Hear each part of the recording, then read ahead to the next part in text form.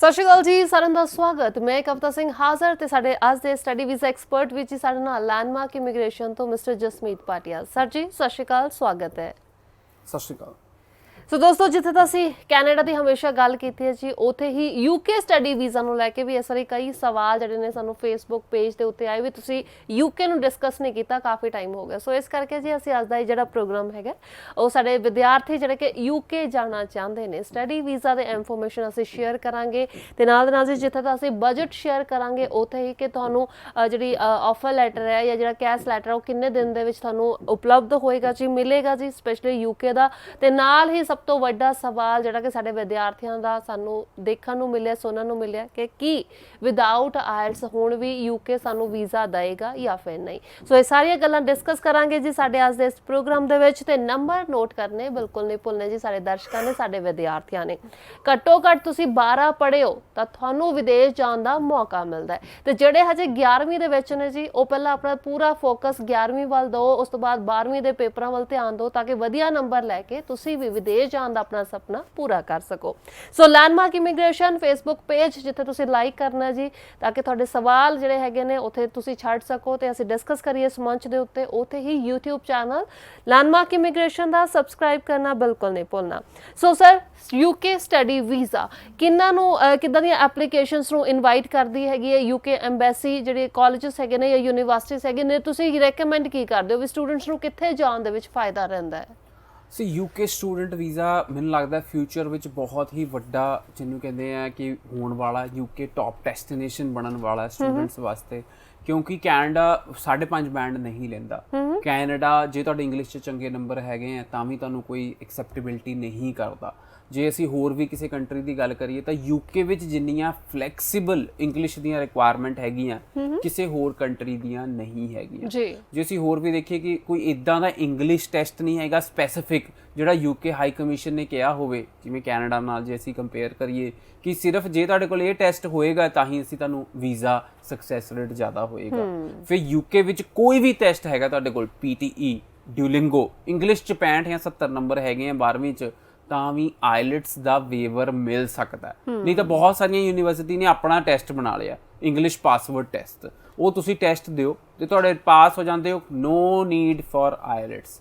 ਸੋ ਇਹ ਬਹੁਤ ਵੱਡੀ, ਜਿਹਨੂੰ ਕਹੀਏ ਸਟੂਡੈਂਟ ਵਾਸਤੇ ਬੈਨੀਫਿਟ ਹੈਗਾ ਇਸ ਪੁਆਇੰਟ ਦੇ ਉੱਤੇ। ਔਰ ਸਟੂਡੈਂਟ ਨੂੰ ਦੇਖਣਾ ਚਾਹੀਦਾ ਹੈ ਕਿ ਯੂਕੇ ਇੱਕ ਅੱਛੀ ਡੈਸਟੀਨੇਸ਼ਨ ਹੈ ਪੜ੍ਹਨ ਵਾਸਤੇ, similar to all other countries. ਔਰ ਮੈਂ ਇੱਕ ਭਾਵ ਕਹਿਣਾ ਚਾਹਾਂਗਾ, ਸਟੂਡੈਂਟਸ ਨੂੰ ਲੱਗਦਾ ਕਿ ਸਿਰਫ ਕੈਨੇਡਾ 'ਚ ਜਾ ਕੇ ਹੀ ਇੱਕ ਆਪਣਾ ਭਵਿੱਖ ਬਣਾ ਸਕਦੇ ਆ। ਇਹ ਸਾਰੇ ਸਟੂਡੈਂਟਸ ਦੀ ਗਲਤਫਹਿਮੀ ਹੈ। ਬਹੁਤ ਸਾਰੇ ਸਟੂਡੈਂਟ ਹੋਰ ਕੰਟਰੀਆਂ 'ਚ ਵੀ ਜਾ ਕੇ ਉਹਨਾਂ ਨੇ ਬਹੁਤ ਅੱਛੀ ਸੈਟਲਮੈਂਟ ਕੀਤੀ ਹੈ। ਸ਼ਰਤ ਇਹ ਹੁੰਦੀ ਹੈ ਕਿ ਤੁਸੀਂ ਆਪਣੀ ਪੜ੍ਹਾਈ ਅੱਛੀ ਤਰੀਕੇ ਖਤਮ ਕਰੋ, ਤੁਸੀਂ ਆਪਣੇ ਰੂਲਸ ਐਂਡ ਰੈਗੂਲੇਸ਼ਨ ਉਸ ਕੰਟਰੀ ਦੇ ਸਟੂਡੈਂਟ ਵੀਜ਼ਾ ਦੇ ਫੋਲੋ ਕਰੋ। ਔਰ ਜੇ ਤੁਸੀਂ ਅੱਛੀ ਪੜ੍ਹਾਈ ਕਰਦੇ ਹੋ, ਅੱਛੇ ਨੰਬਰਾਂ ਨਾਲ ਪਾਸ ਹੁੰਦੇ ਹੋ, ਤਾਂ ਮੈਨੂੰ ਨਹੀਂ ਲੱਗਦਾ ਕਿ ਤੁਹਾਨੂੰ ਅੱਛੀ ਜੌਬ ਨਹੀਂ ਮਿਲੇਗੀ, ਕਿਉਂਕਿ ਜਿਹੜਾ ਕੰਟਰੀ ਤੁਹਾਨੂੰ ਪੋਸਟ ਸਟੱਡੀ ਵਰਕ ਵੀਜ਼ਾ ਦਿੰਦਾ ਪੜ੍ਹਾਈ ਤੋਂ ਬਾਅਦ, it means they are giving you time to find a job and get settled in that country.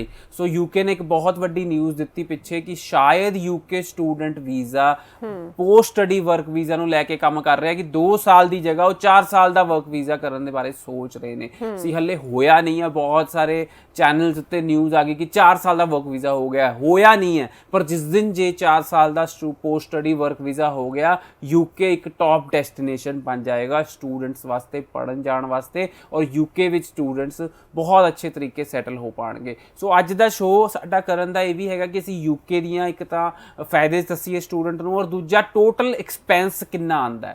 So total expense ਕਿੰਨਾ ਆਉਂਦਾ ਆਪਣਾ ਯੂਕੇ ਪੜ੍ਹਾਈ ਕਰਨ ਜਾਣ 'ਚ। ਸੋ ਜਿਹੜੇ ਸਾਡੇ ਸਟੂਡੈਂਟਸ ਪਿਛਲੇ ਇਨਟੇਕਸ 'ਚ ਗਏ, ਮੈਂ ਉਹਨਾਂ ਨਾਲ ਡਿਸਕਸ ਕੀਤਾ, ਉਹਨਾਂ ਦੇ ਬਾਈਫਰਕੇਸ਼ਨਸ ਦੇਖੇ ਔਰ ਉਹਨਾਂ ਦਾ ਦੇਖਿਆ ਕਿ ਉਹਨਾਂ ਦਾ ਕਿੰਨਾ ਖਰਚਾ ਆਇਆ, ਚਾਹੇ ਉਹ ਫਲਾਈਟ ਨੂੰ ਲੈ ਕੇ ਕਿੰਨਾ ਖਰਚਾ ਆਇਆ, ਚਾਹੇ ਉਹ ਮੈਡੀਕਲ ਨੂੰ ਲੈ ਕੇ ਕਿੰਨਾ ਖਰਚਾ ਆਇਆ, ਹੈਲਥ ਇੰਸ਼ੋਰੈਂਸ ਨੂੰ ਲੈ ਕੇ ਕਿੰਨਾ ਖਰਚਾ ਆਇਆ, ਔਰ ਉਹਨਾਂ ਨੇ ਜਿਹੜਾ ਫੀ ਡਿਪੋਜ਼ਿਟ ਕੈਸ਼ ਲੈਟਰ ਲਈ ਕਿੰਨੇ ਪੈਸੇ ਦਿੱਤੇ। ਸੋ ਅੱਜ ਦੇ ਸ਼ੋਅ ਦੇ ਵਿੱਚ ਅਸੀਂ ਡਿਸਕਸ ਕਰਾਂਗੇ ਇਹ ਸਾਰੇ ਖਰਚੇ ਬਾਰੇ। ਔਰ ਯੂਕੇ ਇੱਕ ਅਫੋਰਡੇਬਲ ਪੁਆਇੰਟ ਆਫ ਸਟੂਡੈਂਟਸ ਲਈ ਹੈਗਾ, ਔਰ ਅਫੋਰਡੇਬਲ ਸਟੱਡੀਜ਼ ਲਈ ਇਨੀਸ਼ੀਅਲੀ ਘੱਟ ਖਰਚਾ ਦੇ ਕੇ ਅਸੀਂ ਯੂਕੇ ਜਾ ਸਕਦੇ ਹਾਂ। ਔਰ ਜਿਹੜੇ ਸਟੂਡੈਂਟ 3 ਵਾਰੀ 4 ਵਾਰੀ ਰਿਫਿਊਜ਼ ਹੋ ਚੁੱਕੇ ਆ ਕੈਨੇਡਾ ਤੋਂ, ਉਹਨਾਂ ਲਈ ਇੱਕ ਯੂਕੇ ਔਰ ਜਰਮਨੀ ਬਹੁਤ ਅੱਛੀ ਡੈਸਟੀਨੇਸ਼ਨ ਹੈਗੀ ਹੈ ਪੜ੍ਹਾਈ ਕਰਕੇ ਸੈਟਲ ਹੋਣ ਲਈ। ਜੀ ਅੱਛਾ, ਹੁਣ ਪਿੱਛੇ ਖਬਰ ਵੀ ਆਈ ਸੀ ਵੀ ਸਭ ਤੋਂ ਪਹਿਲਾਂ ਯੂਕੇ ਜਿਹੜਾ ਹੈਗਾ ਉਹ ਆਪਣੇ ਬਾਰਡਰ ਓਪਨ ਕਰਨ ਜਾ ਰਹੇ ਨੇ, ਉਹਨਾਂ ਨੇ ਅਲਾਉ ਕਰਨਾ ਬਹੁਤ ਵੱਡੀ ਨਿਊਜ਼ ਸੀ ਕਿ ਯੂਕੇ ਪਲਾਨ ਕਰ ਰਿਹਾ ਕਿ ਜਿਹੜਾ ਸਪਟੈਂਬਰ ਇਨਟੇਕ ਹੈ ਉਹ ਰੈਗੂਲਰ ਹੋਏਗਾ ਔਰ ਸਟੂਡੈਂਟਸ ਨੂੰ ਰੈਗੂਲਰਲੀ ਬੁਲਾਇਆ ਜਾਏਗਾ।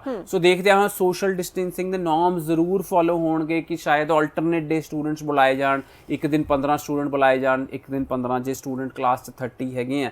ਸੋ ਡਿਪੈਂਡ ਕਰ ਸਕਦਾ ਹੈ ਕਿ ਆਲਟਰਨੇਟ ਡੇ ਸਟੂਡੈਂਟਸ ਬੁਲਾਏ ਜਾਣ। ਬਟ ਯੂਕੇ ਨੇ ਜ਼ਰੂਰ ਨਿਊਜ਼ ਦਿੱਤੀ ਹੈ ਜੋ ਕਿ ਬੜੀ ਪੋਜ਼ਿਟਿਵ ਹੈਗੀ ਹੈ ਕਿ UK September intake regular classes ਲੱਗਣ ਦੀ ਪੂਰੀ ਉਮੀਦ ਹੈਗੀ ਹੈ।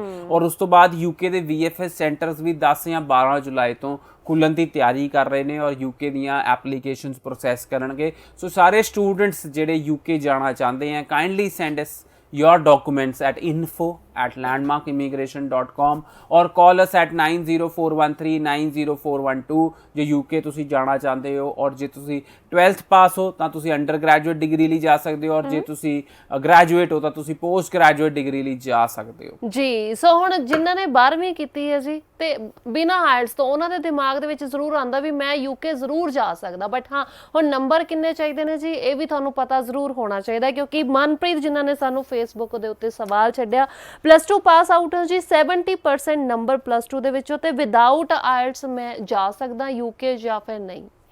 ਸੀ ਇਹ ਚੀਜ਼ ਕੀ ਕਹਿੰਦੇ ਵਿਦਆਊਟ ਆਈਲੈਟਸ ਤੁਸੀਂ ਇੱਕੋ ਚੀਜ਼ 'ਚ ਜਾ ਸਕਦੇ ਹੋ ਜੇ ਤੁਹਾਡੇ +2 ਵਿੱਚ ਇੰਗਲਿਸ਼ ਵਿੱਚੋਂ 65% ਤੋਂ ਉੱਤੇ ਨੰਬਰ ਹੈਗੇ ਆ ਜਾਂ ਕੁਝ ਯੂਨੀਵਰਸਿਟੀਆਂ 70% ਐਕਸੈਪਟ ਕਰ ਰਹੀਆਂ। ਕੋਈ ਪ੍ਰੋਬਲਮ ਨਹੀਂ, ਟੋਟਲ ਦੱਸਿਆ ਵੀ ਮੇਰੇ 70% ਨੰਬਰ ਕੋਈ ਪ੍ਰੋਬਲਮ ਨਹੀਂ ਹੈ। ਤੁਹਾਡੇ ਓਵਰਆਲ 70% ਹੈ। ਜੇ ਤੁਹਾਡੇ ਇੰਗਲਿਸ਼ 'ਚ ਵੀ 65 ਨੰਬਰ ਨਹੀਂ ਹੈਗੇ ਤਾਂ ਇੱਕ ਇੰਗਲਿਸ਼ ਦਾ ਪਾਸਵਰਡ ਟੈਸਟ ਦੇ ਸਕਦੇ ਹੋ ਤੁਸੀਂ। ਉਸ ਯੂਨੀਵਰਸਿਟੀ ਦਾ, ਯੂਕੇ ਦੀ ਯੂਨੀਵਰਸਿਟੀਜ਼ ਦਾ ਪਾਸਵਰਡ ਟੈਸਟ ਦੇ ਸਕਦੇ ਹੋ ਜੋ ਕਿ ਬਹੁਤ ਆਸਾਨ ਹੈ, 1 ਘੰਟੇ ਦਾ ਇੰਗਲਿਸ਼ ਦਾ ਟੈਸਟ ਹੈ। ਜੇ ਤੁਸੀਂ ਉਹ ਵੀ ਨਹੀਂ ਕਲੀਅਰ ਕਰ ਸਕਦੇ ਤਾਂ ਤੁਸੀਂ ਡਿਊਲਿੰਗੋ ਟੈਸਟ ਦੇ ਸਕਦੇ ਹੋ, ਜਿਹੜੀਆਂ ਕਿ ਬਹੁਤ ਸਾਰੀਆਂ ਯੂਨੀਵਰਸਿਟੀ ਅੱਜ ਦੀ ਡੇਟ 'ਚ ਐਕਸੈਪਟ ਕਰ ਰਹੀਆਂ। ਔਰ ਡਿਊਲਿੰਗੋ ਟੈਸਟ ਤੁਹਾਨੂੰ ਪਤਾ ਹੀ ਹੋਣਾ ਹੈ ਕਿ ਬਹੁਤ ਆਸਾਨ ਹੈ ਐਜ਼ ਕੰਪੇਅਰ ਟੂ ਆਈਲੈਟਸ ਔਰ ਬਹੁਤ ਸਾਰੇ ਸਟੂਡੈਂਟਸ ਅੱਛੇ ਸਕੋਰ ਕਰ ਰਹੇ ਆ ਡਿਊਲਿੰਗੋ ਟੈਸਟ ਦੇ ਕੇ। ਤੁਸੀਂ ਡਿਊਲਿੰਗੋ ਟੈਸਟ ਦੇ ਸਕਦੇ ਹੋ। ਸੋ ਆਈਲੈਟਸ ਦੀ ਲੋੜ ਨਹੀਂ ਹੈਗੀ ਯੂਕੇ ਜਾਣ ਲਈ, ਤੁਸੀਂ ਡਿਊਲਿੰਗੋ ਦੇਵੋ ਕਿਉਂਕਿ ਆਈਲੈਟਸ ਯੂਕੇ ਹਾਈ ਕਮਿਸ਼ਨ ਨਹੀਂ ਮੰਗ ਰਿਹਾ। ਸੋ ਆਈਲੈਟਸ ਕੋਈ ਯੂਕੇ ਹਾਈ ਕਮਿਸ਼ਨ ਨਹੀਂ ਮੰਗ ਰਿਹਾ। ਆਈਲੈਟਸ ਜੇ ਕੀਤੀ ਹੋਈ ਹੈ ਤਾਂ ਬਹੁਤ ਵਧੀਆ ਗੱਲ ਹੈਗੀ ਹੈ, ਪਰ ਜੇ ਤੁਸੀਂ ਡਿਊਲਿੰਗੋ ਟੈਸਟ ਕਰ ਲੈਂਦੇ ਹੋ ਤਾਂ ਵੀ as same. So Duolingo, PTE, IELTS ਦੀ ਸੇਮ ਮਾਨਤਾ ਹੈਗੀ ਹੈ when you are going to study in UK. Whereas Canada ਦੀ ਅਸੀਂ ਗੱਲ ਕਰੀਏ ਤਾਂ ਆਈਲੈਟਸ ਨੂੰ ਮੈਂ ਕਹਾਂਗਾ ਕਿ ਥੋੜੀ ਜਿਹੀ ਪ੍ਰੈਫਰੈਂਸ ਜ਼ਿਆਦਾ ਦਿੱਤੀ ਜਾਂਦੀ ਹੈ, whereas other English test are not given same preference. So ਅੱਜ ਦੀ ਡੇਟ 'ਚ ਮੇਰੇ ਹਿਸਾਬ ਨਾਲ ਸਟੂਡੈਂਟ ਆਨਲਾਈਨ ਜਾਏ, ਡਿਊਲਿੰਗੋ ਦੀ ਤਿਆਰੀ ਕਰੇ, ਡਿਊਲਿੰਗੋ ਦਾ ਟੈਸਟ ਦੇ ਔਰ ਯੂਕੇ ਸਟੂਡੈਂਟ ਵੀਜ਼ਾ ਅਪਲਾਈ ਕਰੇ ਜੇ ਤੁਸੀਂ ਆਈਲੈਟਸ ਨਹੀਂ ਕੀਤੀ ਹੋਈ ਹੈ, ਕਿਉਂਕਿ ਕੈਸ਼ ਲੈਟਰ ਚਾਹੀਦਾ ਸਾਡੇ ਕੋਲ। ਜੇ ਸਾਡੇ ਕੋਲ ਕੈਸ਼ ਲੈਟਰ ਹੈਗਾ ਤਾਂ ਯੂਕੇ 'ਚ ਅਸੀਂ ਵੀਜ਼ਾ ਅਪਲਾਈ ਕਰ ਸਕਦੇ ਆ। ਸੋ ਆਈਲੈਟਸ ਨਹੀਂ ਵੀ ਹੈਗਾ ਕੋਈ ਪ੍ਰੋਬਲਮ ਨਹੀਂ ਹੈ। ਸੋ ਕੋਈ ਪ੍ਰੋਬਲਮ ਨਹੀਂ ਹੈ। ਦੋ ਹੀ ਚੀਜ਼ਾਂ ਦੀ ਲੋੜ ਹੁੰਦੀ ਹੈ ਵੀਜ਼ਾ ਲੈਣ ਲਈ। ਵਨ ਇਜ਼ ਕੈਸ਼ ਲੈਟਰ ਯਾਨੀ ਕਿ confirmation of acceptance of studies, second is funds. ਠੀਕ ਹੈ, ਜੇ ਦੋ ਚੀਜ਼ਾਂ ਤੁਹਾਡੇ ਕੋਲ ਹੈਗੀਆਂ ਯੋਰ ਵੀਜ਼ਾ ਇਜ਼ 90% ਅਪਰੂਵ। ਪਰ ਕਹਿੰਦੇ ਪੁਆਇੰਟ ਬੇਸ ਹੋ ਗਿਆ ਨਾ ਵੀ ਅਗਰ ਤੁਹਾਡੇ 40 points are needed, 30 points are for cash and 10 points are for funds। ਸੋ ਤੁਸੀਂ ਕੀ ਕਹਿੰਦੇ ਆ, ਜੇ ਤੁਹਾਡੇ ਪੁਆਇੰਟਸ ਪੂਰੇ ਹੈਗੇ ਆ ਤਾਂ ਤੁਸੀਂ ਕੀ ਕਹਿੰਦੇ ਆ, ਤੁਸੀਂ ਆਪਣਾ ਵੀਜ਼ਾ 90% ਇਜ਼ ਅਪਰੂਵਡ। ਕੋਈ ਪ੍ਰੋਬਲਮ ਨਹੀਂ ਹੈਗੀ, ਕੋਈ ਆਈਲੈਟਸ ਦੀ ਰਿਕੁਆਇਰਮੈਂਟ ਨਹੀਂ ਹੈਗੀ, ਕੋਈ ਇਦਾਂ ਦਾ ਕੋਈ ਰਿਜਿਡ ਸਿਸਟਮ ਨਹੀਂ ਹੈਗਾ। ਔਰ ਡਾਕੂਮੈਂਟ ਸਕੈਨ ਹੁੰਦੇ ਆ ਤੁਹਾਡੇ ਹਾਈ ਕਮਿਸ਼ਨ 'ਚ। ਜਦੋਂ ਤੁਸੀਂ VFS ਜਾਂਦੇ ਹੋ ਤਾਂ ਸਾਰੇ ਡਾਕੂਮੈਂਟ ਸਕੈਨ ਹੁੰਦੇ ਆ ਤੁਹਾਡੇ। ਉਹਦਾ ਖਰਚਾ ਹੁੰਦਾ 750 ਰੁਪਈਆ, ਤੁਸੀਂ ਉਹ ਪੇ ਕਰਕੇ ਆਪਣੇ ਸਾਰੇ ਡਾਕੂਮੈਂਟ ਸਕੈਨ ਕਰਾ ਸਕਦੇ ਹੋ। ਸੋ ਅੱਜ ਆਪਾਂ ਖਰਚੇ ਦੀ ਗੱਲ ਕਰ ਲੈਂਦੇ ਆ। ਯੂਕੇ ਸਟੂਡੈਂਟ ਵੀਜ਼ਾ ਦਾ ਕਿੰਨਾ ਖਰਚਾ ਹੈ। ਸੋ ਕੈਸ਼ ਲੈਟਰ ਲਈ ਜੋ ਤੁਸੀਂ ਡਿਪੋਜ਼ਿਟ ਦੇਣਾ ਹੈ, ਜੋ ਅਸੀਂ ਯੂਨੀਵਰਸਿਟੀਜ਼ ਲਈ ਡੀਲ ਕਰ ਰਹੇ ਹਾਂ, ਸੋ 2500 ਜਾਂ 3000 ਪਾਉਂਡ ਤੁਸੀਂ ਕੈਸ਼ ਲੈਟਰ ਲਈ ਪੇ ਕਰਨਾ, ਯਾਨੀ 2.5 ਲੱਖ ਤੋਂ 3 ਲੱਖ ਰੁਪਈਆ। ਸੋ ਕੈਸ਼ ਲੈਟਰ ਲਈ ਤੁਸੀਂ ਇਨੀਸ਼ੀਅਲੀ ਡਿਪੋਜ਼ਿਟ ਦੇਣਾ, ਬਾਕੀ ਤੁਸੀਂ ਜਿਹੜੀ ਫੀਸ ਹੈਗੀ ਆ ਯੂਕੇ ਪਹੁੰਚ ਕੇ ਦੇ ਸਕਦੇ ਹੋ। ਸੋ ਇਨੀਸ਼ੀਅਲੀ ਤੁਸੀਂ 2.5 ਤੋਂ 3 ਲੱਖ ਰੁਪਈਆ ਕੈਸ਼ ਲੈਟਰ ਦੀ ਦੇਣਾ, ਪਰ ਬਾਕੀ ਸਾਲਾਨਾ ਜਿਹੜੀ ਟਿਊਸ਼ਨ ਫੀਸ ਹੈਗੀ ਹੈ that remains 9 lakhs to 12 lakhs। ਸੋ 9 ਤੋਂ 12 ਲੱਖ ਦੇ ਵਿੱਚ ਰੇਂਜ ਕਰੇਗੀ, ਬਟ ਇਨੀਸ਼ੀਅਲੀ ਅਸੀਂ 2.5 ਤੋਂ 3 ਲੱਖ ਦੇ ਕੇ ਆਪਣੀ ਕੈਸ਼ ਲੈਟਰ ਮੰਗਾ ਸਕਦੇ ਹਾਂ। ਜੇ ਕੈਸ਼ ਲੈਟਰ ਆ ਜਾਂਦੀ ਹੈ ਤਾਂ ਉਸ ਤੋਂ ਬਾਅਦ ਤੁਹਾਨੂੰ ਫੰਡ ਸ਼ੋ ਕਰਨੇ ਆ। So fund show will be between 15 to 20 lakhs depends. ਉਹਦੇ ਵਿੱਚ ਤੁਸੀਂ ਇਨਸਾਈਡ ਲੰਡਨ ਜਾ ਰਹੇ ਹੋ ਤਾਂ you have to show 11.5 lakhs plus ਜਿਹੜੀ ਟਿਊਸ਼ਨ ਫੀਸ ਤੁਸੀਂ ਨਹੀਂ ਪੇ ਕੀਤੀ। ਸੋ ਉਹ ਦੋਨਾਂ ਨੂੰ ਕਲੱਬ ਕਰਕੇ 20 ਲੱਖ ਰੁਪਈਆ ਤੁਹਾਨੂੰ ਸ਼ੋ ਕਰਨਾ ਪਏਗਾ। ਔਰ ਜੇ ਤੁਸੀਂ ਆਊਟਸਾਈਡ ਲੰਡਨ ਜਾ ਰਹੇ ਹੋ ਤਾਂ ਤੁਹਾਨੂੰ 9.5 ਲੱਖ ਰੁਪਈਆ ਉਹਦੇ ਲਿਵਿੰਗ ਕਾਸਟ ਲਈ ਸ਼ੋ ਕਰਨਾ ਹੈ, ਪਲੱਸ ਤੁਸੀਂ ਜਿਹੜੀ ਫੀਸ ਨਹੀਂ ਦਿੱਤੀ ਉਹ ਤੁਹਾਨੂੰ ਸ਼ੋ ਕਰਕੇ ਤੁਸੀਂ ਆਪਣਾ ਵੀਜ਼ਾ ਅਪਲਾਈ ਕਰ ਸਕਦੇ ਹੋ, but fund should be 28 days old. But ਜੇ ਇਨੀਸ਼ੀਅਲੀ ਖਰਚੇ ਦੀ ਗੱਲ ਕਰੀਏ ਤਾਂ ਤੁਸੀਂ ਸਿਰਫ 2.5 ਤੋਂ 3 ਲੱਖ ਰੁਪਈਆ ਯੂਨੀਵਰਸਿਟੀ ਨੂੰ ਪੇ ਕੀਤਾ, ਉਹੀ ਖਰਚਾ ਆਇਆ। ਉਸ ਤੋਂ ਬਾਅਦ ਅਸੀਂ ਗੱਲ ਕਰਦੇ ਹਾਂ ਸਟੂਡੈਂਟ ਦਾ ਇੱਕ ਮੈਡੀਕਲ ਹੁੰਦਾ ਹੈ, ਮੈਡੀਕਲ ਦੀ cost is only 2000 rupees UK ਵਿੱਚ, ਔਰ ਇੱਕ ਅੰਬੈਸੀ ਫੀਸ। ਅੰਬੈਸੀ ਫੀਸ ਦਾ ਥੋੜਾ ਵੱਡਾ ਖਰਚਾ ਆ ਜਾਂਦਾ ਕਿਉਂਕਿ ਅੰਬੈਸੀ ਫੀਸ ਜਿਹੜੀ UK ਦੀ ਹੈਗੀ ਹੈ ਨਾਰਮਲ ਪ੍ਰੋਸੈਸ ਦੀ ਹੈਗੀ ਹੈ 33,000, ਪ੍ਰਾਇੋਰਟੀ ਦੀ ਹੈਗੀ ਹੈ 55,000 ਐਂਡ ਸੁਪਰ ਪ੍ਰਾਇੋਰਟੀ ਦੀ ਹੈਗੀ 85,000। ਤੁਸੀਂ ਕਿਹੜੇ ਵਿੱਚ ਆਪਣਾ ਕੇਸ ਲਾਣਾ ਚਾਹੁੰਦੇ ਹੋ? ਸੋ ਮੈਂ ਸਾਰੇ ਸਟੂਡੈਂਟਸ ਨੂੰ ਗਾਈਡ ਕਰਾਂਗਾ ਕਿ ਤੁਸੀਂ ਪ੍ਰਾਇੋਰਟੀ ਯਾਨੀ 55,000 ਜਿਹਦੀ ਅੰਬੈਸੀ ਫੀਸ ਹੈ ਉਹਦੇ ਵਿੱਚ ਆਪਣਾ ਕੇਸ ਲਾਓ। ਸਪੋਜ਼ ਤੁਸੀਂ ਆਪਣੀ ਕੈਸ਼ ਲੈਟਰ ਪੇ ਕਰਤੀ, ਫੰਡ ਸ਼ੋ ਕਰਤੇ, ਤੁਸੀਂ ਐਮਬੈਸੀ ਵਿੱਚ ਆਪਣੀ ਫਾਈਲ ਵੀ ਲਾਤੀ, ਹੁਣ ਆ ਗਿਆ ਤੁਹਾਡਾ ਵੀਜ਼ਾ, ਤਾਂ you have to need to have health insurance and you need to book your flights. So health insurance will cost between 75,000 to 1 lakh rupees plus flight actual 'ਚ ਜਿਹੜੀ UK ਦੀ ਫਲਾਈਟ ਹੈ ਉਹ ਬਹੁਤ ਕੋਸਟ ਜਿਹੜੀ ਹੈਗੀ effective ਹੈ। ਜੇ ਤੁਸੀਂ ਜਲਦੀ ਬੁੱਕ ਕਰ ਲੈਂਦੇ ਹੋ ਤਾਂ 25-26 ਹਜ਼ਾਰ ਦੀ ਵੀ ਫਲਾਈਟ ਲੈ ਸਕਦੇ ਹੋ, ਜਾਂ ਹੱਦ ਤੋਂ ਹੱਦ 35-40 ਹਜ਼ਾਰ ਦੀ ਫਲਾਈਟ ਹੋਏਗੀ ਜੇ ਤੁਸੀਂ ਲੇਟ ਬੁੱਕ ਕਰਦੇ ਹੋ, ਬਿਕੋਜ਼ UK ਦੀ ਜਿਹੜੀ ਲੋਕੇਸ਼ਨ ਹੈਗੀ ਆ ਬਹੁਤ ਅਟਰੈਕਟਿਵ ਹੈਗੀ ਹੈ। ਸੋ ਜੇ ਅਸੀਂ ਸਾਰਾ ਖਰਚਾ ਟੋਟਲ ਕਰੀਏ, ਕੁੱਲ ਮਿਲਾ ਕੇ ਖਰਚਾ ਕਰੀਏ ਤਾਂ 5 ਲੱਖ ਦੇ ਅੰਦਰ ਅੰਦਰ ਸਟੂਡੈਂਟ UK ਪੜ੍ਹਨ ਜਾ ਸਕਦਾ ਹੈ ਜੇ ਤੁਸੀਂ ਆਪਣੇ 28 ਦਿਨ ਪੁਰਾਣੇ ਫੰਡ ਸ਼ੋਅ ਕਰ ਸਕਦੇ ਹੋ। ਸੋ 5 ਲੱਖ ਰੁਪਈਆ ਖਰਚਾ ਹੈਗਾ, ਬਾਕੀ ਫੀਸ ਤੁਸੀਂ UK ਪਹੁੰਚ ਕੇ ਦੇ ਸਕਦੇ ਹੋ, ਔਰ ਸੈਕਿੰਡ ਸਮੈਸਟਰ ਦੀ ਫੀਸ ਤੁਸੀਂ ਆਫਟਰ 4 ਮੰਥਸ ਆਫ ਯੋਰ ਪੜ੍ਹਾਈ ਤੁਸੀਂ ਉਹ ਪੈਸੇ ਪੇ ਕਰ ਸਕਦੇ ਹੋ। ਸੋ UK ਬਹੁਤ ਹੀ ਅਫੋਰਡੇਬਲ ਸਟੱਡੀਜ਼ ਹੈਗੀ ਹੈ ਜੋ ਤੁਸੀਂ UK ਪੜ੍ਹਨ ਜਾਣਾ ਚਾਹੁੰਦੇ ਹੋ, ਔਰ UK ਇੱਕ ਅੱਛੀ ਡੈਸਟੀਨੇਸ਼ਨ ਹੈਗੀ ਸਟੂਡੈਂਟਸ ਵਾਸਤੇ ਪੜ੍ਹਨ ਲਈ। ਔਰ UK ਇੱਕ ਜਿਹਨੂੰ ਕਹੀਏ ਕਿ ਜੇ ਤੁਸੀਂ ਰਿਫਿਊਜ਼ ਹੈਗੇ ਕਿਸੇ ਹੋਰ ਕੰਟਰੀ ਤੋਂ, ਤਾਂ ਵੀ ਇੱਕ UK ਬਹੁਤ ਅੱਛੀ ਚੋਇਸ ਰਹੇਗੀ ਤੁਹਾਡੇ ਵਾਸਤੇ। ਜੀ ਬਿਲਕੁਲ। ਸੋ ਇਸ ਦਾ ਹਰਜੋਤ ਜਿਨ੍ਹਾਂ ਨੇ ਸਵਾਲ ਫੇਸਬੁੱਕ ਪੇਜ ਦੇ ਉੱਤੇ ਜੀ ਲੈਂਡਮਾਰਕ ਇਮੀਗ੍ਰੇਸ਼ਨ ਦੇ ਜੋ ਸਾਨੂੰ ਛੱਡਿਆ, ਦੈਟ ਇਜ਼ ਕਿ 2018 ਦੇ ਵਿੱਚ ਇਹਨਾਂ ਨੇ 12ਵੀਂ ਕੀਤੀ ਸੀ, ਕੈਨੇਡਾ ਰਿਫਿਊਜ਼ ਨੇ ਕਿਉਂਕਿ 2 ਚੋਂ 5.5, 1 ਚੋਂ 5 ਤੇ 1 ਚੋਂ 6 ਸੀਗੇ 2018 ਚ ਜਦੋਂ ਇਹਨਾਂ ਨੇ ਅਪਲਾਈ ਕੀਤਾ ਸੀਗਾ, ਤੇ ਕੈਨੇਡਾ ਉਹਨਾਂ ਨੂੰ ਰਿਫਿਊਜ਼ ਕਰ ਦਿੱਤਾ। ਕੀ ਮੈਂ ਹੁਣ UK ਜਾ ਸਕਦਾ ਅਗਰ ਮੈਂ IELTS ਸੇਮ ਇਹਦੇ ਨਾਲ ਹੀ ਅਪਲਾਈ ਕਰਨਾ ਹੋਵੇ? ਬਿਲਕੁਲ ਸੇਮ IELTS ਦੇ ਨਾਲ ਤੁਸੀਂ UK ਜਾ ਸਕਦੇ, ਤੁਹਾਡੇ 2 ਚੋਂ 5.5 ਹੈ, ਓਵਰਆਲ 6 ਬੈਂਡ ਹੈ, ਤੁਸੀਂ ਇਸੇ IELTS ਦੇ ਨਾਲ UK ਦੀ ਆਫਰ ਲੈਟਰ ਅਪਲਾਈ ਕਰ ਸਕਦੇ ਹੋ। Offer letter will come between 1 to 2 days and ਤੁਸੀਂ ਜੇ ਆਪਣੀ ਫੀਸ ਪੇ ਕਰ ਦਿੰਦੇ ਹੋ, ਜਿਹੜਾ ਡਿਪੋਜ਼ਿਟ ਹੈਗਾ ਜਿਹੜਾ ਕਿ 2500 ਪਾਊਂਡਸ ਤੋਂ 3000 ਪਾਊਂਡਸ ਵੇਰੀ ਕਰੇਗਾ, ਜੇ ਤੁਸੀਂ ਉਹ ਪੇ ਕਰ ਦਿੰਦੇ ਹੋ ਤਾਂ ਤੁਹਾਡਾ cash letter will also come in another 2 days and unconditional letter ਵੀ ਕੈਸ਼ ਲੈਟਰ ਦੇ ਨਾਲ ਹੀ ਆ ਜਾਏਗੀ ਤੁਹਾਡੀ।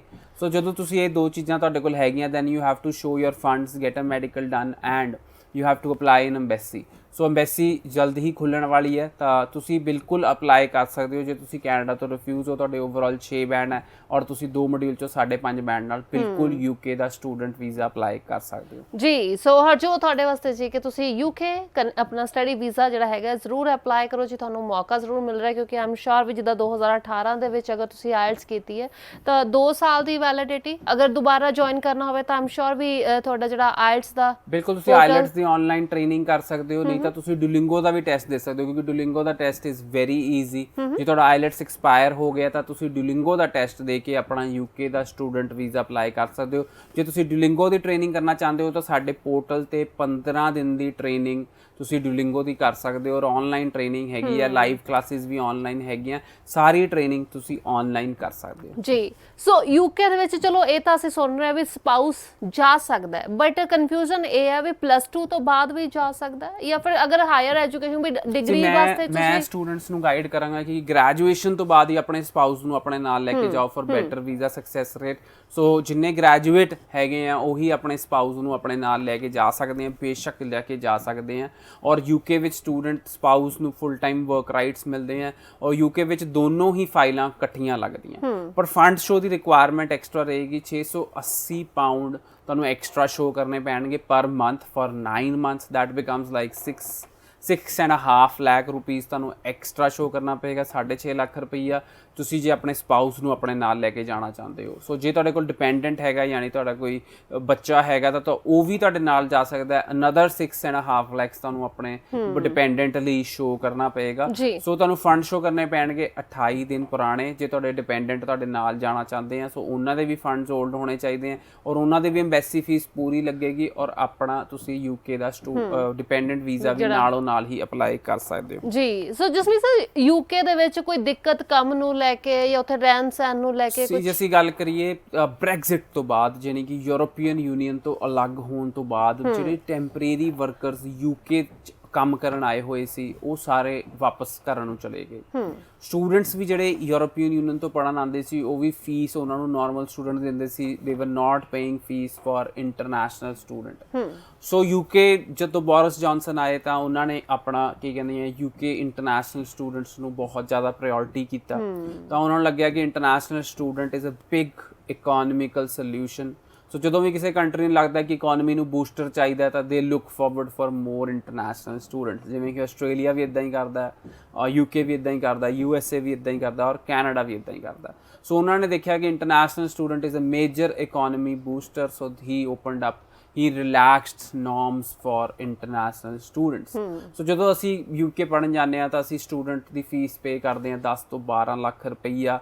that is a huge amount। ਮਤਲਬ ਅਸੀਂ 12 ਲੱਖ ਰੁਪਏ ਪੇ ਕਰ ਰਹੇ ਹਾਂ ਸਾਲਾਨਾ ਦੀ ਫੀਸ ਔਰ ਅਸੀਂ ਇੱਕ ਬੈਚਲਰ ਡਿਗਰੀ ਕਰਦੇ ਹਾਂ। that means we will pay 30 to 40 lakh rupees to complete our bachelor degree। so ਜਦੋਂ ਤੁਸੀਂ ਇੱਕ ਐਜ਼ ਐਨ ਇੰਟਰਨੈਸ਼ਨਲ ਸਟੂਡੈਂਟ ਜਾਂਦੇ ਹੋ obviously you are paying for in their economy and generating business for them। ਤੁਸੀਂ ਉੱਥੇ ਜਾ ਕੇ ਕੰਮ ਕਰਦੇ ਹੋ, that is also economy booster। and ਉੱਥੇ ਬਹੁਤ ਸਾਰੀਆਂ part time jobs ਹੈਗੀਆਂ ਜਿਹੜੀਆਂ ਕਿ ਹੋਣਗੀਆਂ। ਜਿੰਨੇ ਵੀ ਸਟੂਡੈਂਟਸ ਗਏ ਆ they have got their jobs in UK। And ਜੇ ਕਹੋ ਕਿ ਆਊਟਸਾਈਡ ਲੰਡਨ ਵੀ ਬਹੁਤ ਜੌਬਸ ਓਪਰਚੁਨਿਟੀਜ਼ ਹੈਗੀਆਂ ਜਿਹੜੀਆਂ ਤੁਸੀਂ ਕਰ ਸਕਦੇ ਹੋ ਔਰ UK ਵਿੱਚ ਵੀ ਤੁਸੀਂ ਸੈਟਲ ਹੋ ਸਕਦੇ। ਤੁਹਾਨੂੰ ਪਤਾ ਹੋਣਾ ਹੈ ਕਿ ਪੁਆਇੰਟ ਬੇਸ ਇਮੀਗ੍ਰੇਸ਼ਨ ਨੂੰ ਅਪਰੂਵ ਕਰ ਦਿੱਤਾ ਗਿਆ UK ਵਿੱਚ। 1 ਜਨਵਰੀ 2021 ਤੋਂ point based immigration is approved. And ਜੇ ਤੁਸੀਂ ਸਟੂਡੈਂਟ ਵੀਜ਼ਾ ਤੇ ਜਾਂਦੇ ਹੋ ਔਰ ਤੁਹਾਡੇ ਕੋਲ ਇੱਕ ਅੱਛੀ ਜੌਬ ਹੋਏਗੀ after you complete your studies then there will be no chance that you will not get PR। So point base system ਦੇ ਅੰਦਰ ਤੁਸੀਂ ਆਪਣੀ PR ਅਪਲਾਈ ਕਰ ਪਾਓਗੇ and you will be able to get PR। ਔਰ UK ਦੀ ਆਬਾਦੀ ਤੁਹਾਨੂੰ ਪਤਾ ਹੋਏਗੀ ਕਿ 8 ਕਰੋੜ ਹੈ as compare to Canada double ਹੈ। ਬਟ ਫਿਰ ਵੀ there is opportunity for students to get settled।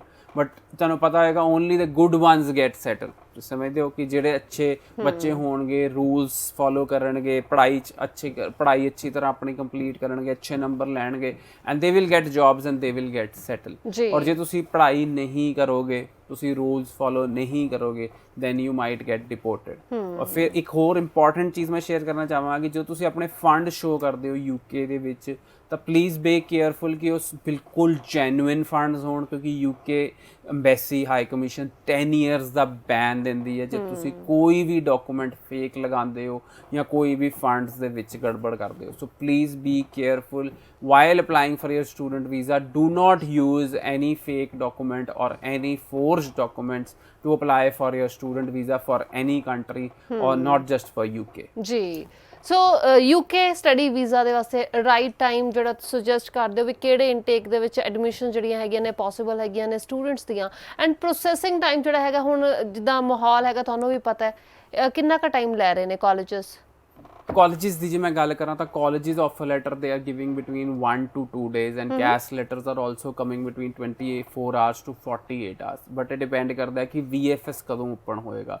ਕੁਝ ਯੂਨੀਵਰਸਿਟੀਜ਼ ਨੇ ਤਾਂ ਅਨਾਉਂਸ ਕਰਤਾ ਕਿ they might run an online intake for September। but ਕੁਝ universities they are very positive ਕਿ ਅਸੀਂ ਰੈਗੂਲਰ ਕਰ ਸਕਾਂਗੇ। So it depend. ਸੋ ਮੈਂ ਸਾਰੇ ਸਟੂਡੈਂਟਸ ਨੂੰ ਕਹਾਂਗਾ ਕਿ ਆਪਾਂ ਜਨਵਰੀ ਇਨਟੇਕ ਲਈ ਅਪਲਾਈ ਕਰੀਏ। ਜੇ ਅਸੀਂ ਚਾਹੁੰਦੇ ਹਾਂ ਕਿ ਅਸੀਂ ਆਨਲਾਈਨ ਨਹੀਂ ਪੜ੍ਹਨਾ ਚਾਹੁੰਦੇ ਔਰ ਉੱਥੇ ਪਹੁੰਚ ਕੇ ਹੀ ਪੜ੍ਹਨਾ ਚਾਹੁੰਦੇ ਹਾਂ ਤਾਂ ਤੁਸੀਂ ਜਨਵਰੀ ਇਨਟੇਕ ਲਈ ਅਪਲਾਈ ਕਰੋ। ਔਰ ਜੇ ਤੁਸੀਂ ਆਨਲਾਈਨ ਪੜ੍ਹਨ 'ਚ ਇੰਟਰਸਟਿਡ ਹੈਗੇ ਹੋ ਚਾਹੇ UK ਹੋਵੇ ਚਾਹੇ ਇੰਡੀਆ ਰਹਿ ਕੇ ਪੜ੍ਹਨਾ ਪਏ ਤਾਂ ਤੁਸੀਂ ਜ਼ਰੂਰ ਸਪਟੈਂਬਰ ਇਨਟੇਕ ਲਈ ਹੱਲੇ ਅਪਲਾਈ ਕਰ ਸਕਦੇ ਹੋ।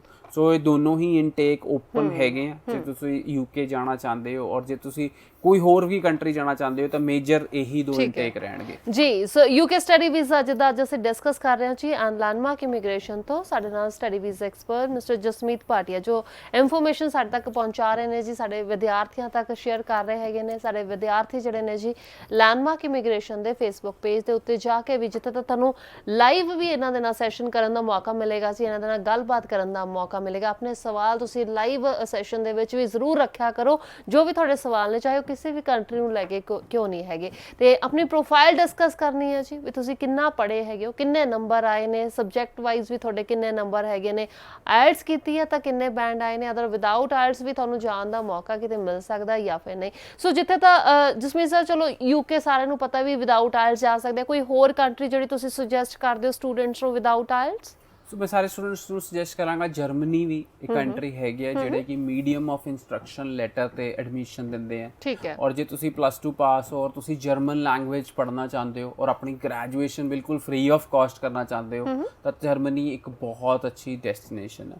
ਸੋ ਜਰਮਨੀ 'ਚ ਵੀ ਆਈਲੈਟਸ ਦੀ ਰਿਕੁਆਇਰਮੈਂਟ ਨਹੀਂ ਹੈਗੀ, ਤੁਹਾਡੇ ਕੋਲ ਕੋਈ ਹੋਰ ਟੈਸਟ ਵੀ ਹੈਗਾ, ਡੂਲਿੰਗੋ ਹੈ, PT ਹੈ, ਤਾਂ ਵੀ ਤੁਸੀਂ ਪੜ੍ਹਨ ਜਾ ਸਕਦੇ ਹੋ। ਔਰ ਜੇ ਤੁਸੀਂ ਆਈਲੈਟਸ ਨਹੀਂ ਕੀਤੀ ਔਰ ਕੋਈ ਵੀ ਇੰਗਲਿਸ਼ ਟੈਸਟ ਨਹੀਂ ਕੀਤਾ ਔਰ ਤੁਸੀਂ ਗ੍ਰੈਜੂਏਟ ਸਟੂਡੈਂਟ ਹੈਗੇ ਹੋ ਤਾਂ ਜਿਹੜੇ ਤੁਸੀਂ ਗ੍ਰੈਜੂਏਸ਼ਨ ਆਪਣੀ ਇੰਗਲਿਸ਼ ਮੀਡੀਅਮ 'ਚ ਕੀਤੀ ਹੈ then you need to get as medium of instruction letter from the college, ਤੁਸੀਂ ਜਿਹੜੇ ਕਾਲਜ 'ਚ ਪੜ੍ਹੇ ਹੈਗੇ ਹੋ then your IELTS will be ਵੇਵਡ।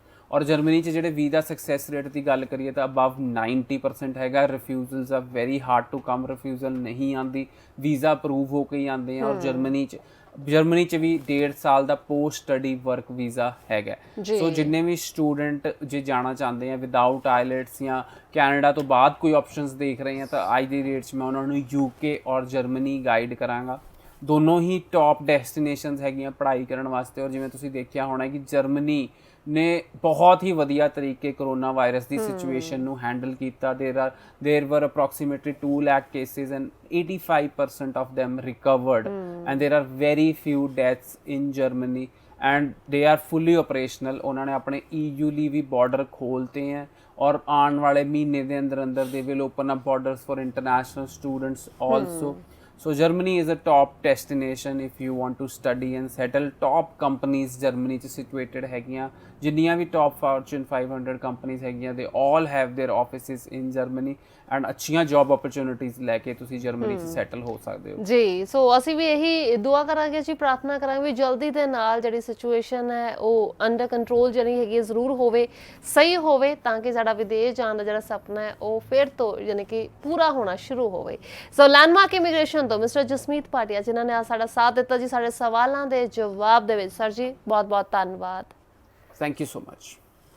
ਤੇ ਇਸੇ ਦੇ ਨਾਲ ਜੀ ਹੁਣ ਮੈਨੂੰ ਵੀ ਦਿਓ ਇਜਾਜ਼ਤ, ਅਗਲੀ ਵਾਰੀ ਫੇਰ ਮੁਲਾਕਾਤ ਕਰਾਂਗੇ। UK ਸਟੱਡੀ ਵੀਜ਼ਾ ਨੂੰ ਲੈ ਕੇ ਕੋਈ ਵੀ ਸਵਾਲ ਹੈ, ਚਾਹੇ ਇਨਟੇਕ ਨੂੰ ਲੈ ਕੇ, ਚਾਹੇ ਬਜਟ ਨੂੰ ਲੈ ਕੇ, ਚਾਹੇ ਯੂਨੀਵਰਸਿਟੀ ਨੂੰ ਲੈ ਕੇ, ਤੇ ਚਾਹੇ ਲੋਕੇਸ਼ਨ ਨੂੰ ਲੈ ਕੇ ਜੀ, ਚਾਹੇ ਫੀਸ ਨੂੰ ਲੈ ਕੇ, ਤਾਂ ਡਿਸਕਸ ਜ਼ਰੂਰ ਕਰਿਆ ਕਰੋ ਜੀ। ਆਪਣੇ ਸਵਾਲ ਸਾਂਝੇ ਕਰਿਆ ਕਰੋ, ਆਪਣਾ ਜਿਹੜਾ ਸਵਾਲ ਹੈ ਉਹ ਰੱਖਿਆ ਕਰੋ ਅੱਗੇ, ਤਾਂ ਕਿ ਉਹਦਾ ਜਵਾਬ ਅਸੀਂ ਲੈ ਸਕੀਏ ਜੀ ਸਾਡੇ ਐਕਸਪਰਟਸ ਦੇ ਕੋਲੋਂ। ਅਗਲੀ ਵਾਰੀ ਫੇਰ ਮੁਲਾਕਾਤ ਕਰਾਂਗੇ। ਆਪਣਾ ਖਿਆਲ ਰੱਖੋ ਤੇ ਆਓ ਵੇਖਦੇ ਹਾਂ ਜੀ ਸਾਡੇ ਖੁਸ਼ ਨਸੀਬ ਸਟੂਡੈਂਟਸ ਜਿਨ੍ਹਾਂ ਨੇ ਲੈਂਡਮਾਰਕ ਇਮੀਗ੍ਰੇਸ਼ਨ ਤੋਂ ਸਕਸੈਸ ਲੈ ਕੇ ਜੀ ਆਪਣਾ ਸਟੱਡੀ ਵੀਜ਼ਾ ਦਾ ਸੁਪਨਾ ਪੂਰਾ ਕੀਤਾ, ਕੀ ਕਹਿਣਾ ਉਹਨਾਂ ਦਾ, ਆਓ ਵੇਖਦੇ ਹਾਂ। ਸਤਿ ਸ਼੍ਰੀ ਅਕਾਲ ਜੀ, ਮੇਰਾ ਨਾਮ ਗੁਰਦੇਵ ਸਿੰਘ ਹੈ ਤੇ ਮੈਂ ਰੋਪੜ ਦਾ ਰਹਿਣ ਵਾਲਾ। ਮੈਂ +2 ਕਮਰਸ ਤੋਂ ਪਾਸ ਆਊਟ ਕੀਤਾ 70% ਮਾਰਕਸ ਨਾਲ ਤੇ ਮੇਰਾ IELTS ਸਕੋਰ 6.5 ਨਾਟ ਲੈਸ ਦੈਨ 5.5 ਬੈਂਡਸ ਤੇ ਮੈਂ ਲੈਂਡਮਾਰਕ ਇਮੀਗ੍ਰੇਸ਼ਨ ਤੋਂ ਆਪਣਾ ਵੀਜ਼ਾ ਲਵਾਇਆ CDE ਕਾਲਜ ਤੇ ਮੇਰਾ ਵੀਜ਼ਾ ਆ ਗਿਆ। ਮੈਂ ਖੁਸ਼ ਹਾਂ ਬਹੁਤ। Thank you. Hello everyone, my name is Lavish Arora and I have got a golden opportunity to talk about my visa that I got near about 80% in my 12th and I scored overall 6.5, not less than 5.5 band in my IELTS. After biometric I got my visa within 9 days and it was a very good news for me and overall experience with Landmark this was very nice to me. ਸਤਿ ਸ਼੍ਰੀ ਅਕਾਲ ਜੀ, ਮੇਰਾ ਨਾਮ ਪ੍ਰਭਜੋਤ ਕੌਰ ਹੈ ਅਤੇ ਮੈਂ ਲੁਧਿਆਣਾ ਸ਼ਹਿਰ ਦੀ ਰਹਿਣ ਵਾਲੀ ਹਾਂ। ਮੈਂ ਗ੍ਰੈਜੂਏਸ਼ਨ 2018 ਦੇ ਵਿੱਚ ਕੰਪਲੀਟ ਕੀਤੀ ਸੀ ਤੇ ਉਸ ਤੋਂ ਬਾਅਦ ਮੇਰਾ 1 ਈਅਰ ਦਾ ਗੈਪ ਵੀ ਸੀ। Thank you so much Landmark ਦੀ ਪੂਰੀ ਟੀਮ ਨੇ ਜਿਨ੍ਹਾਂ ਨੇ ਮੇਰਾ ਕੈਨੇਡਾ ਦਾ ਵੀਜ਼ਾ ਲਗਵਾ ਕੇ ਦਿੱਤਾ ਤੇ ਮੇਰੇ ਓਵਰਆਲ 6.5 ਬੈਂਡ ਸੀ, not than 6। Thank you so much Landmark. ਸਤਿ ਸ਼੍ਰੀ ਅਕਾਲ ਜੀ, ਮੈਂ ਰਾਘਵ ਸ਼ਰਮਾ, ਮੈਂ ਖੰਨਾ ਦਾ ਰਹਿਣ ਵਾਲਾ ਹਾਂ। ਮੇਰੇ IELTS ਵਿੱਚ 7 ਬੈਂਡ ਸਕੋਰ ਓਵਰਆਲ ਆਏ ਸੀ ਤੇ ਕਿਸੇ 'ਚ ਵੀ 6 ਤੋਂ ਘੱਟ ਨਹੀਂ ਸੀ ਐਂਡ ਮੇਰੀ ਪ੍ਰੀਵੀਅਸ ਸਟੱਡੀਜ਼ ਜਿਹੜੀਆਂ ਹੈਗੀਆਂ ਨੇ ਉਹ 2019 ਵਿੱਚ +2 ਕਲੀਅਰ ਆਊਟ ਕੀਤੀ ਹੈ ਮੈਂ ਵਿਦ 70% ਮਾਰਕਸ ਐਂਡ ਮੈਂ ਲੈਂਡਮਾਰਕ ਦੀ ਐਡਵਰਟਾਈਜ਼ਮੈਂਟਸ ਬਹੁਤ ਦੇਖੀਆਂ ਸੋ ਮੈਂ ਇਹਨਾਂ ਨੂੰ ਅਪਰੋਚ ਕੀਤਾ ਐਂਡ ਇਹਨਾਂ ਨਾਲ ਮੈਂ ਫਿਰ ਆਪਣਾ ਫਾਈਲਿੰਗ ਦਾ ਕੰਮ ਸਟਾਰਟ ਕੀਤਾ। ਸੋ ਮੈਂ ਨਾਰਥਰਨ ਕਾਲਜ ਵਿੱਚ ਅਪਲਾਈ ਕੀਤਾ ਐਂਡ ਸੈਪਟੈਂਬਰ ਇਨਟੇਕ ਦੇ ਲਈ ਮੇਰਾ ਵੀਜ਼ਾ ਮੇਰੇ ਹੱਥ 'ਚ ਹੈ। Thank you landmark.